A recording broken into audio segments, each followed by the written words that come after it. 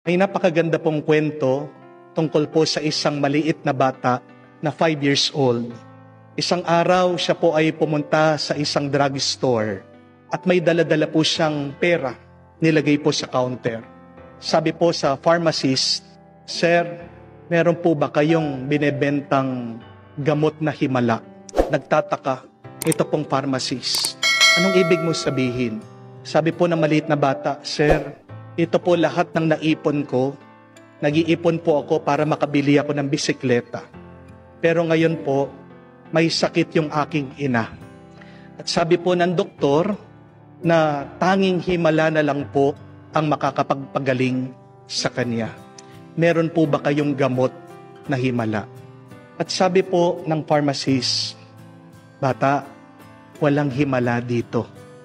Pero kung gusto mo ng himala, libre lang. Tabi ng drugstore ay may simbahan, pumunta ka kay Jesus. Magdasal ka sa Kanya.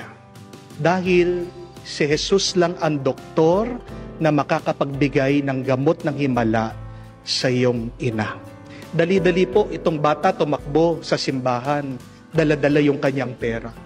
At nakita po niya itong larawan ng ating Panginoon nakapako sa krus. Tinapon po yung pera doon sa paanan ng ating Panginoon. Sabi, "Jesus, ito po yung ipon ko. Hindi na po ako bibili ng bisikleta. Tulungan niyo lang po yung aking ina. Hindi ko man po kayo matutulungan ng bumaba dyan sa krus. Alam ko po, nahihirapan kayo. Alam ko po, maraming nagdadasal sa inyo. Alam ko po, busy kayo. Pero mahal na mahal ko po yung aking ina. Sige na po, tulungan niyo yung aking nanay." Pero kahit na paano po siya magdasal, tahimik lang daw po si Jesus sa krus.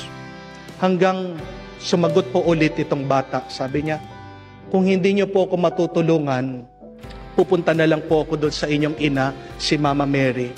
Di ba mahal na mahal niyo din po yung inyong ina? Pwede niyo po ba tulungan yung ina ko din? Magpapatulong lang po ako sa inyo." At habang po palang nagdadasal yung bata, napadaan yung parish priest, yung pare, naririnig siya. At biglang lumapit doon sa bata, sabi, "Bata, kung magdadasal ka sa Diyos, makiusap ka. Huwag ka mag-alala. Tutulungan ka niya kung mananalig ka." Naawa po itong parish priest, tinulungan po pauwi yung bata. Sabi po ng pare, "Dalhin mo na yung pera mo. Basta't pagdasal mo yung nanay mo. Sige, pagdadasal ko din siya."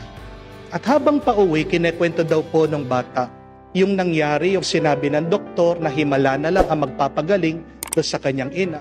Kinwento po ng bata na pumunta siya doon sa pharmacist, sinabi ng pharmacist na wala siyang gamot na himala, tanging si Jesus lang. At nung pag-uwi po nila doon sa kanyang bahay, nabigla po sila dahil wala yung nanay niya doon sa kama. Tumiiyak po yung bata dahil akala niya namatay na yung nanay niya at kinuha na ng punerarya. Hanggang nabigla po sila, itong bata at ang pare. Nung lumabas sila sa bahay, nakita nila yung nanay nakaupo dun sa hardin. Kakwento ng mga ibang kapitbahay. Malakas na at magaling. Ano po sabi nitong may sakit? Sabi, "Anak, meron kang kaibigan na doktor na dumating. Pinuntahan mo daw siya. Napakabait niya. Sabi niya, huwag ka daw mag-alala. At binigyan ako ng gamot. Pagkainom ko ng gamot, lumakas ako. Kaya tinulungan niya ako dahil sabi nitong doktor, mahal na mahal din daw niya yung kanyang ina." At ito pong bata at yung pare, umiiyak. Nagmilagro ang Panginoon. At ano pong sabi ng pare? "Tignan mo na. Nauna pa ang Panginoon sa atin sa bahay." Narinig ka niya. Hindi po ba, mga kapatid, naririnig din na Diyos ang ating mga dasal. Alam ng Diyos ang ating mga paghihirap.